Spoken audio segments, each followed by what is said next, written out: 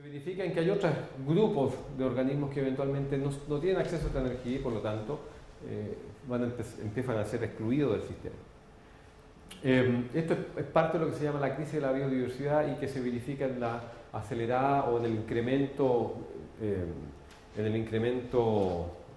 de magnitudes gigantescas, ¿no? en términos de la tasa de extinción de especies. Lo que hay acá es un gráfico de distintos tipos de organismos. Aquí tenemos especies marinas, mamíferos, nuevamente aquí mamíferos, aves, anfibios y aquí todas las especies. Y lo que hay acá, esto es lo que sabemos del pasado distante a través del registro fósil, esto es lo que sabemos actualmente del pasado reciente y esto es lo que eventualmente se predice para el futuro. Y en este eje lo que hay son una medida de la severidad de los eventos de extinción y son las extinciones por 1000 especies por milenio. Cuando es 1 es que se extingue una especie entre 1000 por un milenio. Es el más o menos entre 0,1 especies y una especie, es como el promedio de lo que podríamos llamar el background extinction, ¿ah? La extinción normal, de fondo, la que siempre ocurre, ¿ah? En promedio. En este caso, para los mamíferos, ¿cierto? Por cada 1000 especies, menos de una se extinguiría en un periodo de un milenio. Eso es como lo normal.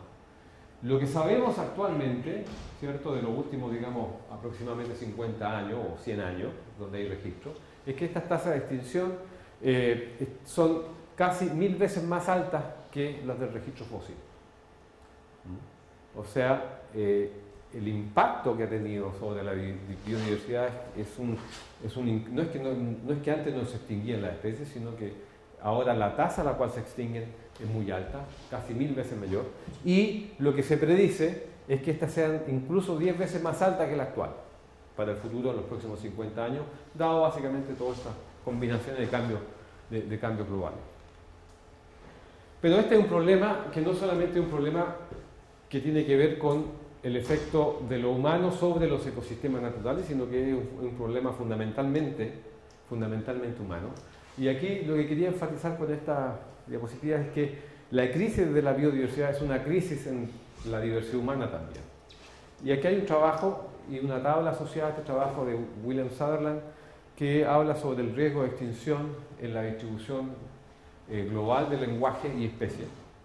Y lo que hace él básicamente es decir que los lenguajes, y cuando uno habla de lenguaje, que probablemente es lo más parecido que uno tiene a identificar un grupo humano distinto, o sea, uno distingue una comunidad humana básicamente porque comparte un tipo de información o una manera de interactuar con el mundo que se verifica en la posesión de un lenguaje o una manera distinta de referirse y de constituirse en ese mundo. Actualmente se reconocen, y esto es básicamente dato histórico, lo que hay, o sea, fuentes, hasta donde llegan las fuentes escritas, se reconocen que han existido 6.800 o 7.000 lenguajes en el planeta. De estos, ¿cierto?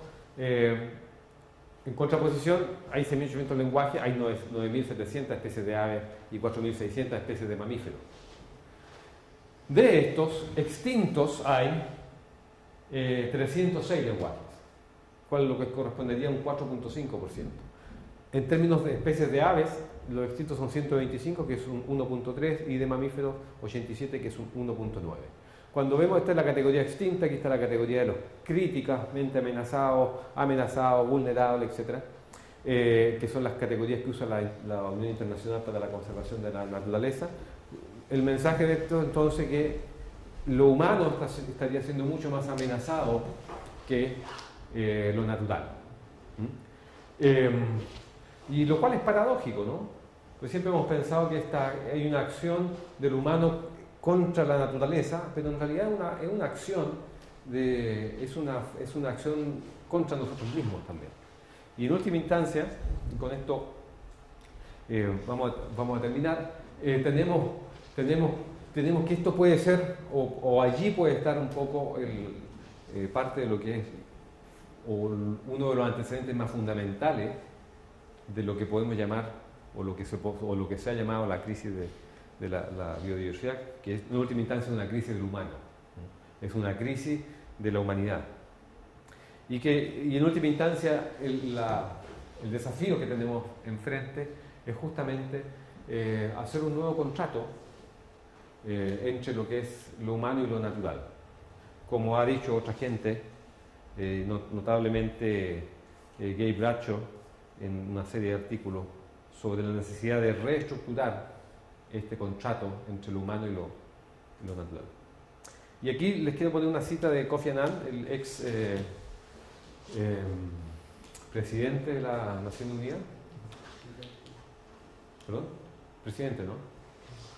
O algo, o como sea, el director general, secretario general de la Nación Unida. Dice, una de las principales razones por las cuales el mundo enfrenta una crisis ambiental global es la creencia de que nosotros los humanos, los seres humanos, de alguna medida estamos separados del sistema natural o del mundo natural en el cual vivimos, y que podemos, por lo tanto, alterar su composición física, química y biológica de estos sistemas sin que esas alteraciones tengan ningún efecto sobre nosotros. O sea, básicamente hemos vivido en esta lógica unidireccional de la interacción del hombre con lo natural, pensando en que lo humano está separado y no hemos sido capaces de conectar o de entrar en esta codeterminación fundamental que no solamente nos une, sino que también es el antecedente vital para darnos cuenta que todo lo que nosotros hagamos va a repercutir sobre nosotros. Y pensemos la oportunidad que esto significa. Significa que si entendemos bien este proceso de interacción podemos ser dueños de nuestro propio destino. Pero si no, lo único que estamos consiguiendo es ser dueños de nuestra propia destrucción. ¿Cuáles son las consideraciones que debería tener este nuevo contrato entre lo humano y lo natural? ¿O qué es lo que hay que considerar? Primero que existe evidencia que podemos estar acercándonos a una etapa en la cual van a existir grandes cambios de forma muy rápida. Básicamente lo que tengo acá es lo que sabemos sobre el calentamiento global, que es uno de los componentes del cambio global. Y aquí lo que hay es la serie de tiempo del CO2 atmosférico, que es uno de los gases más importantes en lo que se llama efecto invernadero. Y aquí tenemos el tiempo, estos son los registros en azul, están los registros que sabemos a través de datos provenientes de testigos de hielo, donde se analiza la composición química de las burbujas allí atrapadas y sabemos los tiempos también. Esto es lo que sabemos por las mediciones instrumentales actuales y esto es lo que se predice en el futuro, bajo distintos tipos de escenarios de emisiones que tienen que ver son escenarios de emisiones que contemplan cómo se va a comportar la población humana en términos de políticos, de crecimiento natural, de si va a existir mitigación, si se van a tomar acciones concertadas o no.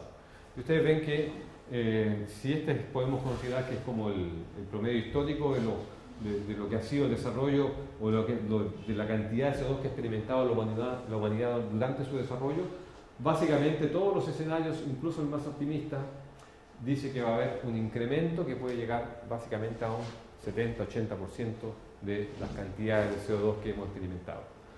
Y ustedes ven que la pendiente es bastante abrupta, entramos con una fase de transición donde eventualmente pueden pasar cosas que justamente sean inciertas, pero todos coinciden en que cualquiera sea la intensidad, siempre va a haber un aumento en el CO2. Y lo segundo, y con esto termino, es que enfatiza que algo muy fundamental en el humano, que es la intolerancia a la biodiversidad.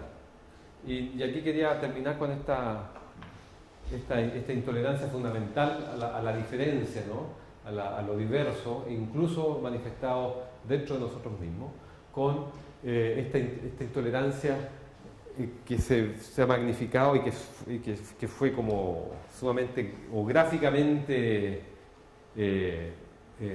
queda gráficamente plasmada en esto, que es una fotografía que fue publicada en El País el domingo 26 de septiembre del 2010 en relación a la crisis que ha habido en Europa con básicamente los rumanos, ¿no? En Roma.